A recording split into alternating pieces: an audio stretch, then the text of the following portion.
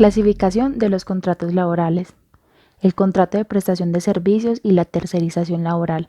El contrato de trabajo en Colombia está regulado por el Código Sustantivo del Trabajo, desde el artículo 22 hasta el artículo 75. Los contratos laborales se clasifican por su forma y por su duración. En cuanto a la forma, contrato de trabajo verbal, regulado por el artículo 38 del Código Sustantivo del Trabajo.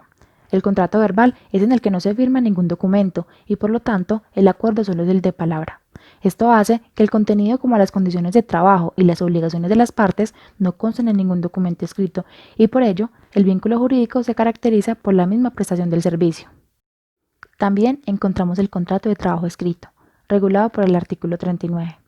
Este contrato consiste en que todo lo que se acuerde entre el empleador y el trabajador debe quedar contenido en un documento, con las firmas de ambos y constituye prueba para las partes. Este contrato debe contener, primero, la identificación y domicilio de las partes. Segundo, el lugar y la fecha de su celebración. Tercero, el lugar en donde se haya contratado el trabajador y en donde haya de prestar el servicio. Cuarto, la naturaleza del contrato. Quinto, la cuantía de remuneración, su forma y periodos de pago. Sexto, la estimación de su valor en caso de que haya suministros de habitación y alimentación como parte del salario. Y séptimo, la duración del contrato, su desahucio y terminación, además de las cláusulas que las partes acuerden libremente. La otra clasificación es la duración del contrato de trabajo. Encontramos el contrato a término fijo. Consiste en que las partes pactan una duración cierta y limitada en el tiempo, y su duración es máximo de 3 años, renovable las veces que dispongan las partes. Regulado por el artículo 46 del Código Sustantivo del Trabajo, el cual trae las siguientes características. Primera, el contrato de trabajo a término fijo siempre debe constar por escrito y su duración no puede ser superior a 3 años, pero es renovable indefinidamente. Segunda, debe existir un preaviso no inferior a 30 días si no existe la voluntad de prorrogar el contrato, y esta debe constar por escrito. Si no se preavisa esta voluntad, se entiende renovado por un periodo igual al inicialmente pactado. Y tercera, si el contrato fijo es inferior a un año, únicamente podrá prorrogarse sucesivamente el contrato hasta por 3 periodos iguales o inferiores.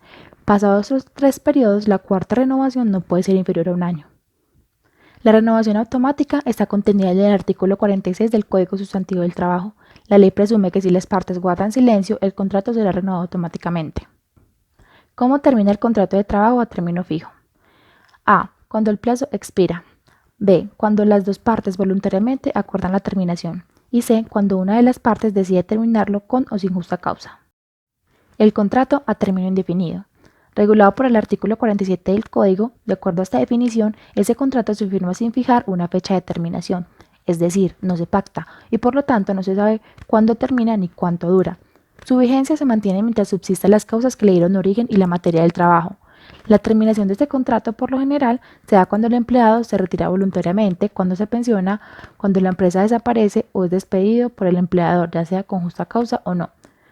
Cuando por voluntad del trabajador quiera dar por terminado el contrato, debe hacerlo mediante un aviso escrito con antelación no inferior a 30 días, para que se le dé la oportunidad de buscar su reemplazo. Si el contrato se termina sin justa causa, habrá lugar a pagar la respectiva indemnización.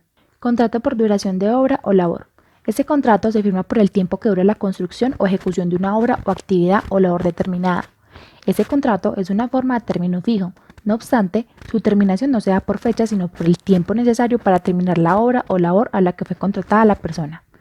Sus características son: A. Finalizada la obra, finaliza el contrato de trabajo. B. No permite renovación ni prórroga.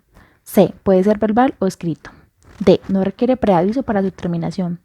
E. Es un contrato ideal para quien ejecuta obras para terceros. Y F. Debe acordarse expresamente como tal. Ante la ausencia de un pacto expreso, el contrato se entenderá indefinido. El periodo de pago se acuerda a la firma del contrato. Esta puede ser diaria, semanal, quincenal o mensual, pero nunca podrá ser superior a un mes. Un ejemplo de este contrato puede ser la construcción de una carretera o un puente. En este contrato se deben pagar todas las prestaciones sociales al trabajador. También el trabajador debe ser afiliado al sistema de seguridad social desde el primer día que inicia la ejecución del contrato. Su terminación se da por justa causa o unilateralmente sin justa causa. Contrato de trabajo ocasional, accidental o transitorio. Este contrato tiene la finalidad de cubrir una actividad temporal, transitoria o accidental, siempre sobre las actividades distintas a las que normalmente desarrolla la empresa. Un ejemplo de este contrato puede ser una empresa que requiera contratar a una persona para que pinte un muro exterior. Esa es una actividad que nada tiene que ver con lo que haga la empresa y además es un trabajo de pocos días. De acuerdo al artículo 6 del Código, existen 2 requisitos para que exista el trabajo ocasional y transitorio. La primera es que sea de corta duración. siendo como máximo un mes. Y la segunda, que se trata de actividades distintas a las que normalmente desarrolla el empleador. Este tipo de trabajadores tienen los mismos derechos que cualquier otro trabajador. Se le deben pagar las prestaciones sociales y al igual tienen que estar afiliados a la Seguridad Social, así como también se les pagan las horas extras, recargos nocturnos, dominicales y festivos. Contrato de prestación de servicios. Aunque ese contrato no haga parte de la legislación laboral, sí es parte de la realidad diaria de las empresas. Este tipo de contratos no está regulado por el Código Sustantivo del Trabajo, sino por el Código Civil. En consecuencia, nada de lo estipulado por la legislación laboral le es aplicable al contrato de servicios. No existe una verdadera relación laboral, porque para que ésta se configure debe tener los tres elementos esenciales del contrato de trabajo: la prestación personal del servicio, la subordinación y remuneración. De ser así, automáticamente se convertirá en un contrato de trabajo.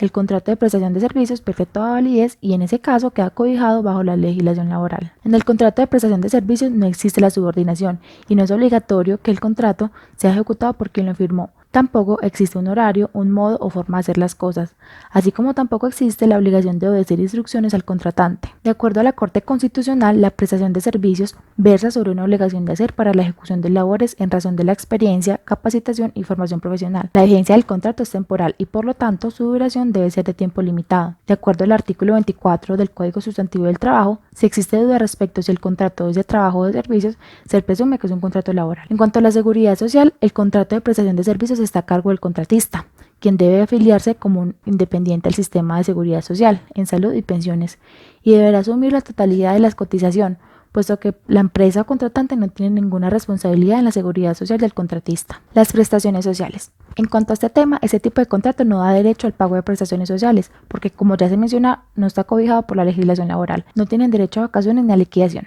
Outsourcing o tercerización laboral. Esta figura consiste en que una empresa recurre a proveedores externos de mano de obra para que realicen ciertas labores o actividades de la empresa, donde las únicas actividades que se pueden tercerizar son las que no son permanentes y propias del objeto social de la empresa, es decir, aquellas accesorias y ocasionales, aquellas actividades que no son propias del giro ordinario de la empresa. La tercerización tiene unos requisitos de orientación. A. Que se tercericen actividades que no son propias del desarrollo del negocio de la empresa. B. Que el tercero sea especializado en el servicio contratado. C. Que el tercero tenga una autonomía sobre los trabajadores que ejecutan el contrato. D. El tercero debe contratar a sus propios trabajadores. E. Los trabajadores del tercero no deben estar subordinados a la empresa. F. El tercero asume los riesgos derivados de las tareas contratadas. Y G. El tercero debe proveer los elementos necesarios para ejecutar las tareas contratadas.